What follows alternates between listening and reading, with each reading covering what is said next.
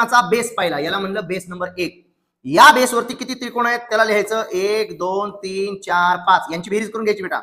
1 + 2 + 3 + 4 + 5 यांची बेरीज. आता हे प्रत्येक वेळेस असं लिहित चालायचं का? नाही बाळा, त्याची बेरीज इथेच करून घ्यायची.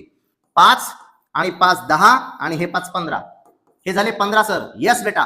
आता याच्या वरच्या बेसवर ये बेटा, बेस नंबर 2 वर ये.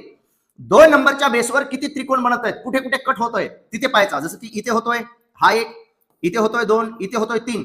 इथून इकडे किती आहेत बेटा? इथे पण होतोय सर, इथे पण कट होतोय. हा खाली कुठे कुठे कट झालाय? 4 आणि 5. हा पण बेस 5ला कट करतोय. म्हणून इथे परत या 5 जणांची बेरीज करून टाक बेटा. 5 किती झाले? 5, हे 5 आणि 5 10 आणि हे 5 15. परत 15 झाले बेटा. याच्या वरच्या बेसवरती आलो बेटा आपण. याच्या वरच्या बेसवरती आलो. याचा वरचा बेस. ओके, मी पेन चेंज करतो बेटा. पहा, याच्या वरच्या बेसला आपण आलो. या बेसला आपण आलो.